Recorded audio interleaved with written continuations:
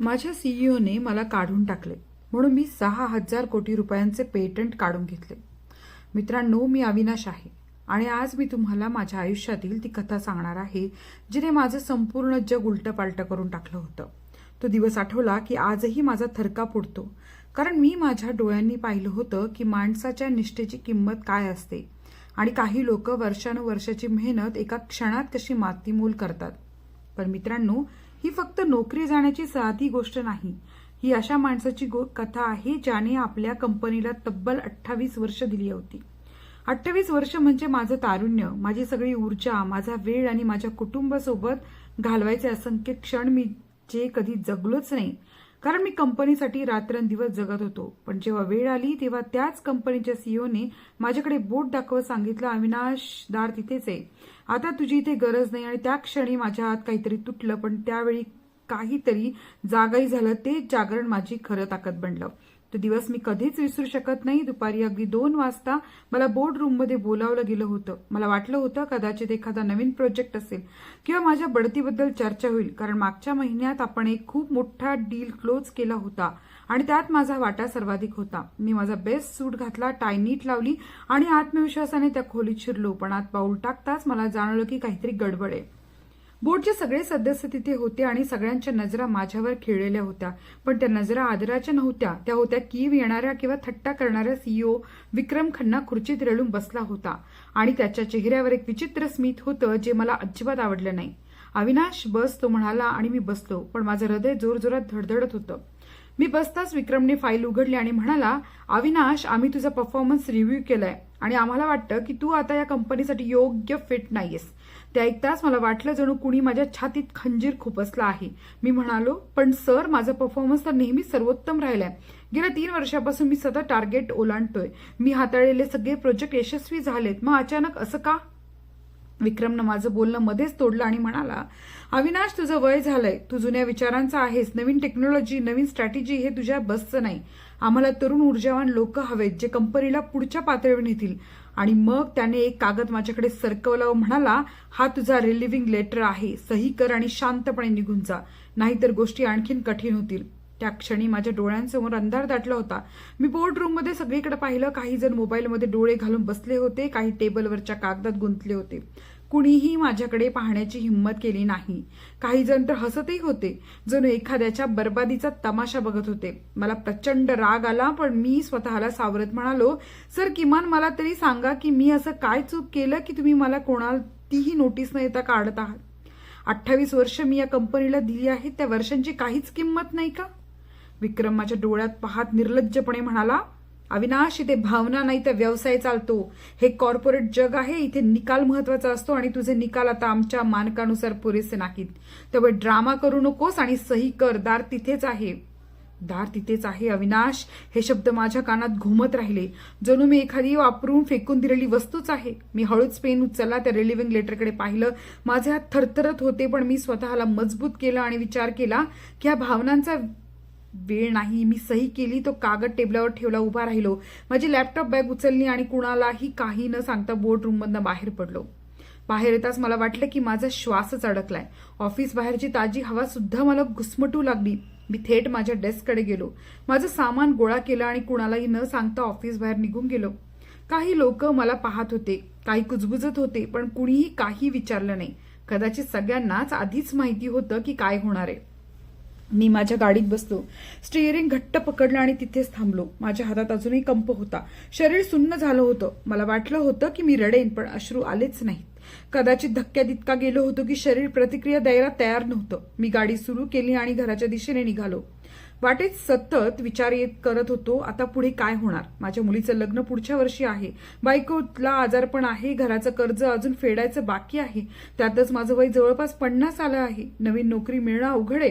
हे सगळं विचार करून काळजात धस्स होत होतं। मग मी स्वतःला सावरलं आणि म्हणालो, नाही अविनाश, हार मानू नकोस, अजून काहीतरी करता येईल। घरी पोहोचून मी बायकोला, स्मिताला सगळं सांगितलं। ती शांतपणे ऐकत होती, डोळ्यात पाणी आलं, पण तिने धीर देत म्हटलं, काही हरकत नाही, आपण दोघं मिळून सगळं सांभाळू, तू काळजी करू नकोस। तिचं बोलणं ऐकून मला थोडा दिलासा मिळाला, तरी आतून मी पूर्णपणे मोडून पडलो होतो। मी खोलीत गेलो, पलंगावर आडवा पडलो, डोळे छताकडे होते, पण मन मागील 28 वर्षात भिरभिरत होतं। मला आठवलं तो पहिला दिवस जेव्हा मी या कंपनीत इंटर्न म्हणून जॉईन केलं होतं. तेव्हा मी फक्त 22 वर्षांचा ताजा ग्रॅज्युएट, ऊर्जा आणि स्वप्नांनी भरलेला होतो. हे 3 खोल्यांचं छोटंसं ऑफिस आठवलं तेव्हा फक्त 12 लोक काम करत होते आणि संस्थापक सदाशिव कुलकर्णी स्वतः सगळीकडे हातभार लावत होते. ते अत्यंत साधे जमिनीवरचे माणूस होते. पहिल्याच दिवशी त्यांनी मला सांगितलं होतं, अविनाश, इथे बॉस एम्प्लॉईचा भेद नाही, आपण सगळे मिळून एक टीम आहोत आणि मिळून कंपनी मोठी करायची आहे. तू प्रामाणिकपणे मेहनत कर, बाकी सगळं आपोआप होईल. आणि मी तसंच केलं. दिवस रात्र मेहनत केली. माझा पहिला प्रोजेक्ट सॉफ्टवेअर डेव्हलपमेंटचा खूपच कॉम्प्लेक्स होता. क्लायंटच्या अपेक्षा प्रचंड आणि डेडलाईन फारच टाईट.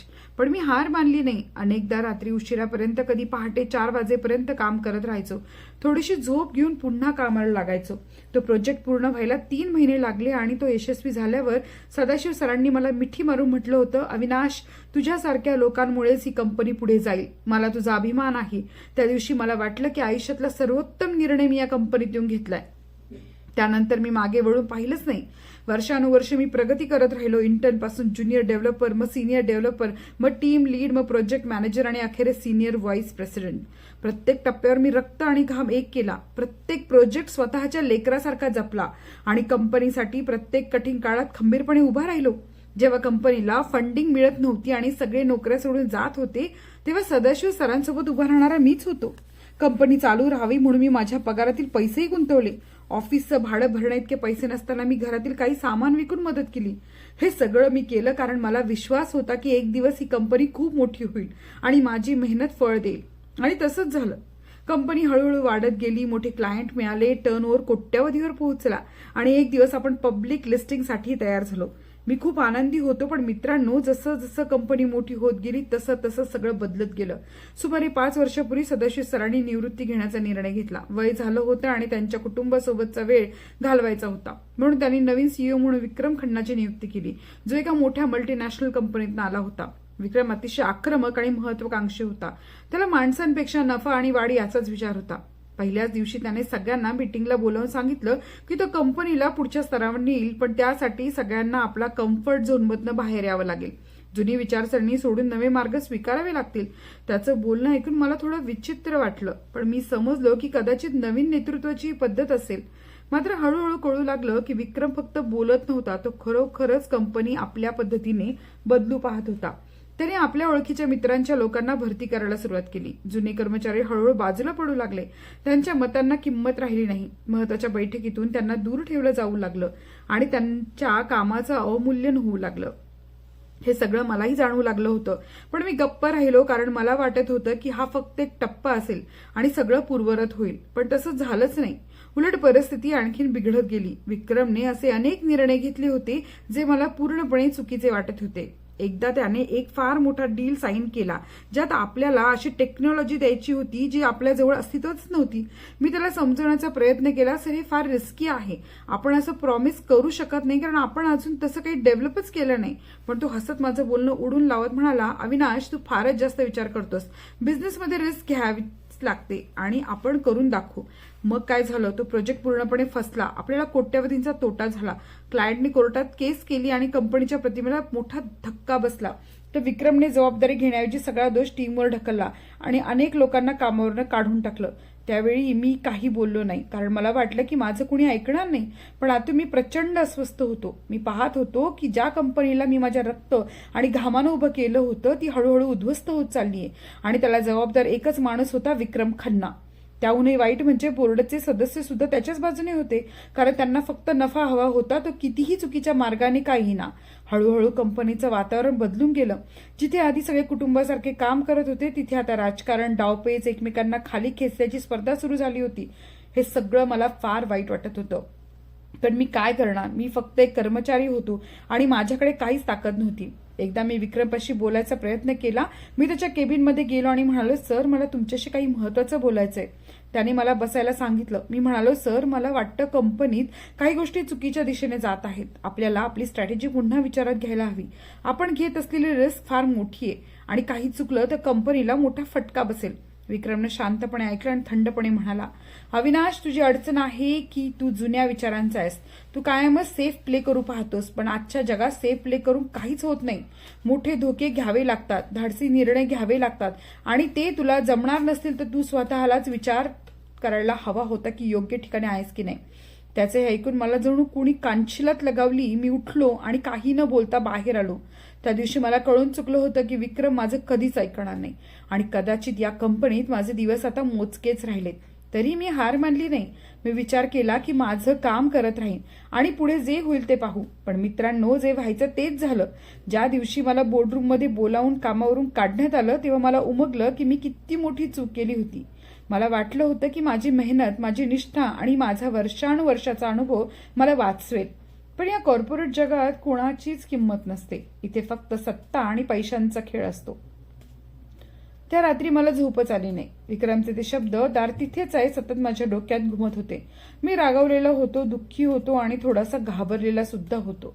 पुढे काय करायचं हेच कळत नव्हतं. पण मग मला काहीतरी आठवलं, असं काही जे मी विसरलो होतो किंवा मुद्दाम दुर्लक्षित केलं होतं. मला आठवलं ते पेटंट जे मी 7 वर्षापूर्वी फाईल केलं होतं. ते पेटंट ज्यावर कंपनीच्या सर्वात महत्त्वाच्या प्रॉडक्टची पायाभरणी होती. ते पेटंट ज्याशिवाय कंपनीचा सगळ्यात मोठा रेव्हेन्यू सोर्स संपून गेला असता. मला आठवलं की ते पेटंट माझ्या नावावर होतं, कंपनीच्या नावावर नाही. थोडी बॅक स्टोरी सांगतो. 7 वर्षापूर्वी मी एक अतिशय नाविन्यपूर्ण सॉफ्टवेअर सिस्टम विकसित केली होती, जी डेटा सिक्युरिटी आणि एन्क्रिप्शनमध्ये क्रांती घडवू शकत होती. मी महिनोमहिने त्यावर काम केलं, रात्र कोडिंग आणि टेस्टिंग केली आणि शेवटी जेव्हा ते तयार झालं तेव्हा मी सदाशिव सरांना दाखवलं. त्यांनी खूप आनंद व्यक्त केला आणि म्हटलं की ही कंपनीसाठी गेम चेंजर आहे. त्यांनी मला सुचवलं होतं की याचं पेटंट फाईल कर, जेणेकरून कोणीही ते कॉपी करू शकणार नाही. पण त्यावेळी कंपनीकडे पेटंट फाईल करण्यासाठी पैसे नव्हते आणि टीमही नव्हती. म्हणून मी स्वतःच्या पैशानं माझ्याच नावावर ते पेटंट फाईल केलं. मला वाटलं होतं की नंतर कंपनीकडे पैसे आले की मी ते कंपनीच्या नावावर ट्रान्सफर करेन, पण तसं कधी झालंच नाही. सदाशिव सरांनी मला कधीच सांगितलं नव्हतं की ते पेटंट कंपनीच्या नावावर ट्रान्सफर कर आणि मीही ते विसरलो. कारण मला वाटायचं की कंपनी माझीच आहे आणि मी कंपनीच आहे, मग फरक काय पडतो. पण ज्या पद्धतीनं मला बाहेर काढण्यात आलं होतं ते पेटंट मला आठवलं आणि मी ठरवलं आता मी त्याचा वापर करणार. दुसऱ्या दिवशी सकाळी उठून मी सर्वात आधी माझा जुना मित्र आणि वकील रोहितला फोन केला. रोहित खूप अनुभवी आणि हुशार वकील होता. मी त्याला सगळी हकीकत सांगितली आणि पेटंटबद्दल माहिती दिली.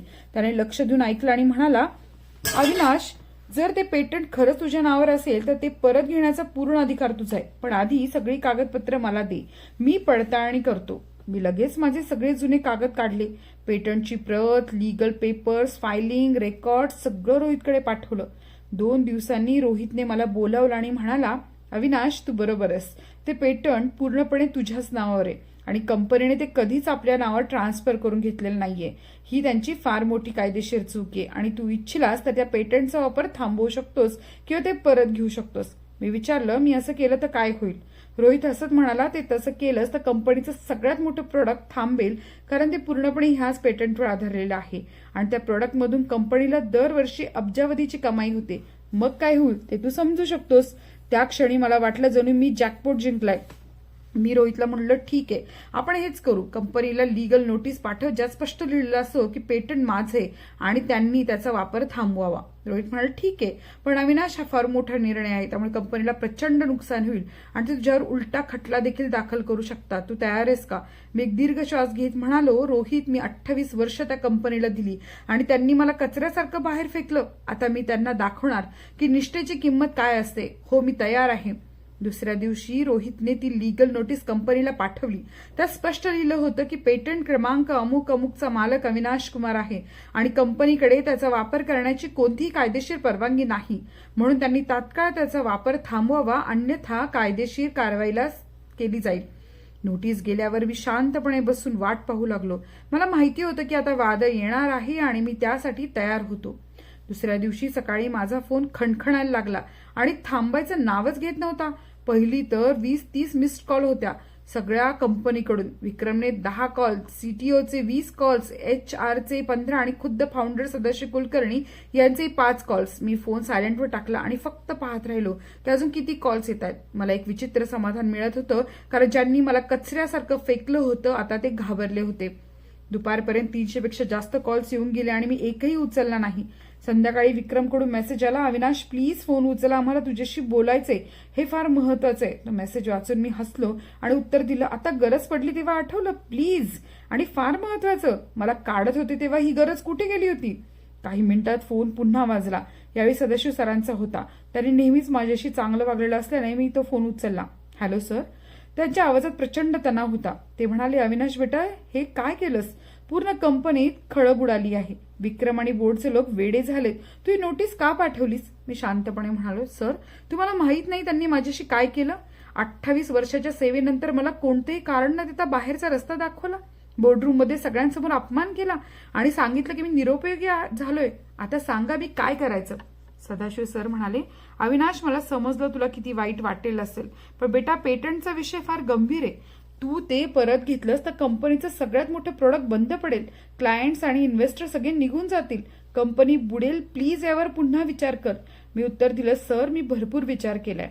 जेव्हा मला काढलं तेव्हा मी गप्पच निघून जाणार होतो, पण मग मला उमगलं की मी हे काहीच केलं नाही तर हे लोक कायमच असं वागतील आणि दुसऱ्या एखाद्या निष्ठावान कर्मचाऱ्यालाही असंच फेकून देतील. मी फक्त स्वतःसाठी नाही तर अशा सगळ्यांसाठी लढतोय ज्यांना अशा प्रकारे वागणूक दिली जाते. सदाशिव सर गप्प झाले. थोड्या वेळाने ते म्हणाले, ठीक आहे अविनाश मी समजतो, पण प्लीज एखादा ऑफिसला येऊन बोल, कदाचित आपण काहीतरी तोडगा काढू शकू. मी म्हणालो, ठीक आहे सर मी येईन, पण माझ्या वकिलासोबत आणि फक्त बोलण्यासाठी, कोणतीही डील नाही. जर मला वाटलं की माझ्याशी पुन्हा खेळ केला जातोय तर मी ताबडतोब कोर्टात जाईन. सदाशिव सर म्हणाले, ठीक आहे बेटा कोणताही खेळ होणार नाही, निर्धास्त ये. दुसऱ्या दिवशी मी रोहित सोबत कंपनीच्या ऑफिसला गेलो. त्याच ऑफिसला जिथे मी 28 वर्ष घालवली, जिथे माझ्या सगळ्या आठवणी होत्या, पण आता ती जागा माझ्यासाठी रणांगण बनली होती. मी आज जाताच रिसेप्शनिस्टनं मला पाहिलं आणि तिच्या डोळ्यात विचित्र भाव दिसला. तिने मला थेट बोर्डरूमकडे पाठवलं. मी बोर्डरूममध्ये शिरताच पाहिलं की सगळे मोठे अधिकारी तिथे उपस्थित होते. विक्रम, सीटीओ, CFO, सदाशिव सर आणि काही बोर्ड मेंबर्स. सगळ्यांच्या चेहऱ्यावर तणाव स्पष्ट दिसत होता. विक्रमने मला पाहिलं, त्याच्या डोळ्यात राग होता, पण सदाशिव सर मध्येच म्हणाले, अविनाश बस आपण बोलूया. मी आणि रोहित बसलो. रोहितने लॅपटॉप उघडून सगळी कागदपत्र तयार ठेवली. सदाशिव सरांनी सुरुवात केली, अविनाश तुझ्याबरोबर जे झालं ते चुकीचं होतं, त्याबद्दल आम्ही माफी मागतो, पण त्या पेटंटच्या बाबतीत आम्हाला वाटतं की काही गैरसमज आहे. ते पेटंट कंपनीचं आहे कारण तू ते कंपनीसाठी तयार केलं होतंस. रोहितने लगेच हस्तक्षेप करत म्हटलं, सॉरी सर, पण कायद्याने ते पेटंट अविनाशचं आहे कारण त्यांनी ते स्वतःच्या पैशाने आपल्या नावावर फाईल केलं होतं आणि कंपनीने ते कधीच आपल्या नावावर ट्रान्सफर करून घेतलं नाही. आमच्याकडे याचे सगळे पुरावे आहेत. विक्रम ओरडला, ही सगळी बकवास आहे. अविनाश कंपनीचा कर्मचारी होता आणि त्याने जे काही बनवलं ते कंपनीचंच आहे. रोहित शांतपणे म्हणाला, सर एम्प्लॉयमेंट कॉन्ट्रॅक्टमध्ये असा क्लॉज असतो, पण त्यावेळी अविनाशचा करार तसा नव्हता आणि पेटंट फायलिंगच्या वेळी कंपनीने कोणताही दावा केला नव्हता, त्यामुळे तुम्ही काही करू शकत नाही. बोर्डरूममध्ये शांतता पसरली. मग CFO म्हणाला, अविनाश तुला काय हवंय, पैसे हवेत किती. मी उत्तर दिलं, मला पैसे नको आहेत, मला तो सन्मान हवाय जो तुम्ही माझ्याकडनं हिरावून घेतला. विक्रम उपरोधाने म्हणाला, सन्मान, आता तुला सन्मान हवाय जेव्हा तू पूर्ण कंपनीचा ओलीस धरलायस. मी त्याच्याकडे पाहून म्हणालो, विक्रम जेव्हा तू मला काढलंस तेव्हा तू म्हणाला होतास दार तिथेच आहे. आज मी तुला तेच सांगतोय, दार तिथेच आहे. तू या कंपनीतून बाहेर पड, तेव्हाच मी पेटंट परत देण्याचा विचार करेन. हे ऐकताच विक्रमचा चेहरा लाल झाला. तो ओरडला, तुझी हिंमत कशी झाली माझ्याशी अशा प्रकारे बोलायची. मी या कंपनीचा CEO आहे. मी शांतपणे म्हणालो, तू CEO आहेस, पण या पेटंटशिवाय तुझी कंपनी काहीच नाही आणि हे पेटंट माझ्याकडे आहे, मग सत्ता कोणाच्या हातात आहे. सदाशिव सर मध्येच म्हणाले, अविनाश प्लीज शांत हो, आपण काहीतरी मार्ग काढू. विक्रमला काढणं इतकं सोपं नाही, तो बोर्डने नेमलेला आहे. मी म्हणालो, सर मला समजतं, पण बोर्डला आपली कंपनी वाचवायची असेल तर त्याने तो निर्णय घ्यावा लागेल. विक्रम किंवा पेटंट दोन्ही एकत्र शक्य नाही.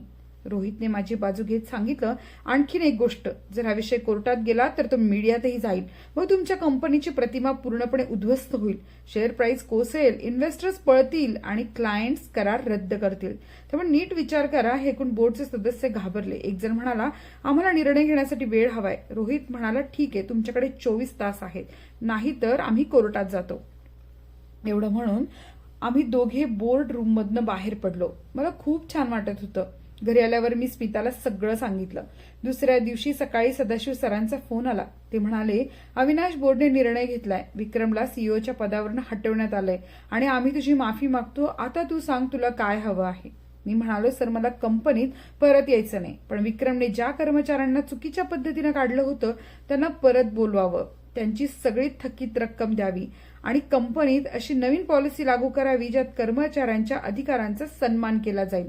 सदाशिव सर म्हणाले, ठीक आहे अविनाश, आम्ही तसंच करू.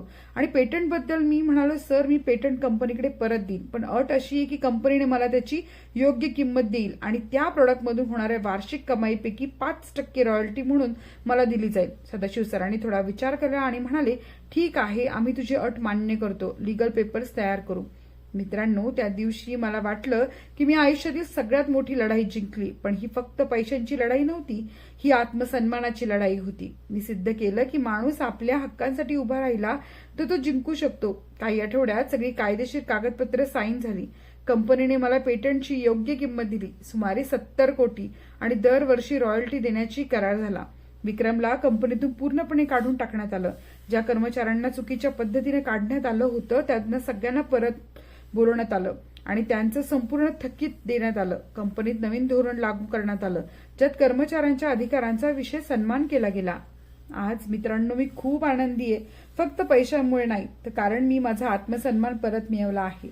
मी आता एक नवा व्यवसाय सुरू करण्याचा विचार करतोय, जिथे मी स्वतःचा बॉस असेल आणि प्रत्येक कर्मचाऱ्याला सन्मान मिळेल. या कथेतून मला मिळालेली सगळ्यात मोठी शिकवण म्हणजे कधीही तुमचे हक्क हलक्यात घेऊ नका. तुमच्याशी अन्याय होत असेल तर उभे राहा, लढा. कॉर्पोरेट जग खूप निर्दयी आहे, इथे फक्त निकाल आणि नफा महत्वाचा असतो. पण याचा अर्थ असा नाही की तुम्ही तुमचा सन्मान विकून टाकावा. तुमच्या मेहनतीची किंमत असते, तुमच्या निष्ठेची किंमत असते. तर मित्रांनो, ही होती माझी कथा, अविनाशची कथा. 28 वर्ष निष्ठा दिलेल्या एका माणसाची, ज्याला बदल्यात अपमान मिळाला पण त्याने हार मानली नाही. व्हिडिओ कसा वाटला नक्की सांगा मित्रांनो.